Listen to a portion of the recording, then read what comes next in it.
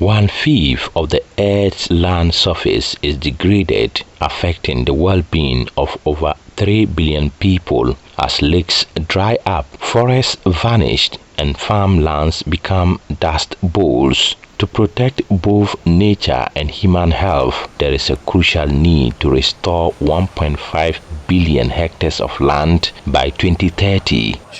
To modify things if we're not covering what you would really like us to cover. So it's a team effort, and we're all... A specialized course aimed at conservation practitioners and managers focuses on building capacity for on-site conservation of Ghana's endangered tree species, addressing this challenge through a practical and tailored program.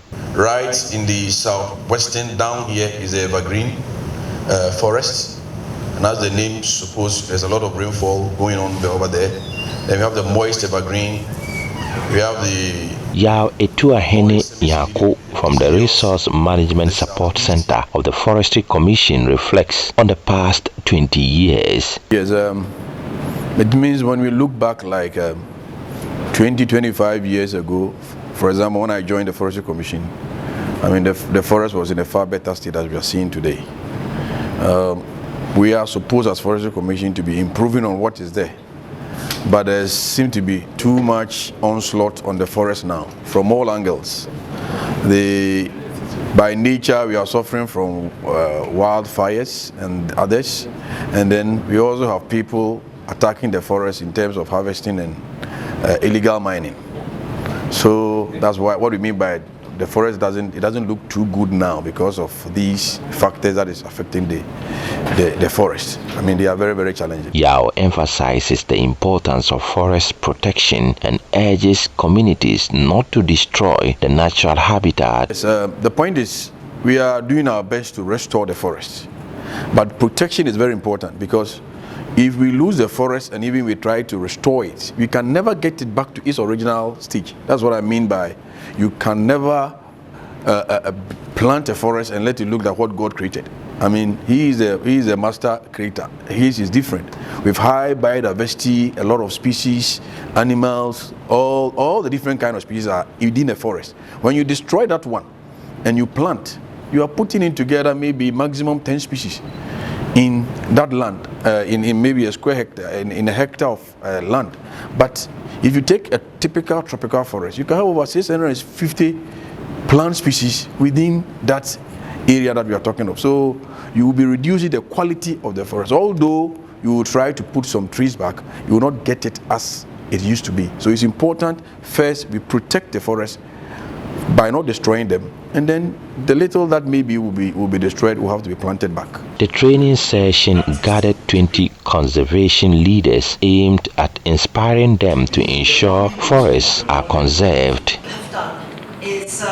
Focused around Dr. Rosie Trevelyan, director of the Tropical Biological Association, emphasizes that successful restoration requires collective effort and involvement. So really the essence of the program is to solve the challenge we have of conserving forests, and particularly threatened trees, in Ghana through education and training, and particularly through bringing together people who are really at the forefront of conservation, to bring them together so they can learn from each other as well as learn from us.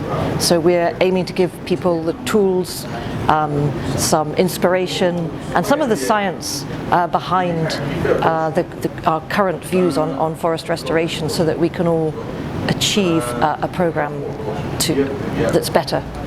Dr. Trevelyan says interventions are crucial for ensuring healthy and functional forests in Ghana, preserving the beauty of nature. She emphasizes hope in the restoration and conservation efforts, given the dedication of those leading the charge. So we have 20 participants on the course from a whole range of organizations, and I know that we've just heard from them that their expectations are we all want to do better conservation. Their expectations are to learn some new ideas and new approaches approaches for forest restoration, to hear from other organisations what they're doing. Often people are stuck in their own offices or in their own field sites, and this is a real chance for people to learn from what other people are doing on the ground. And we'll also, as part of the course, it's not just in a classroom, we're going to be going out to visit real conservation and restoration projects on the ground. And one of our aims is to remind ourselves, what is our ultimate goal for restoration? It's to have a healthy, functioning forest. Meanwhile, INEC Ghana has already restored 120 hectares of degraded land, with plans to restore an additional 240 hectares in 2024 using native species. David Kwarteng serves as the executive director of the organization. Over there, we have restored about 120 hectares of degraded forests land, and we are using the community approach through agroforestry, where the communities get opportunity to plant crops and then to be able to feed their families, whilst they take care of the trees that we have planted. And so far we are seeing tremendous improvement in the tree cover. This year we are also working at the Mankran Forest Reserve, where we are doing a total of 240 hectares. Organizations such as Arocha Ghana and Goshen Global Vision are leading various initiatives aimed at environmental protection through sustainable practices. So my name is Hobson Eli Etra. I work with Arocha Ghana as the Chibi Landscape Manager. As part of the Franklina project, we are looking at 19 species that are endangered, 3 species that are endangered, and how to strengthen their needs and their use in the communities. We are engaging with the communities to identify these species. We are engaging with the communities to monitor the phenologies of these species when they are fruiting, when they are seeding, so they help to collect the seeds and do the propagation. Effective restoration planning course involves anticipating project impacts, comprehending the ecological links in forest restoration for sustainable conservation results, selecting appropriate restoration methods for different situations, monitoring effects, and emphasizing the significance of safeguarding Ghana's vulnerable tree species. Forest protectors are urged to undo the damage caused by Ghanaian communities, giving their children and future generations a chance at a better future. I really think that the people on this course have the ability to solve the forest conservation and restoration issues in Ghana.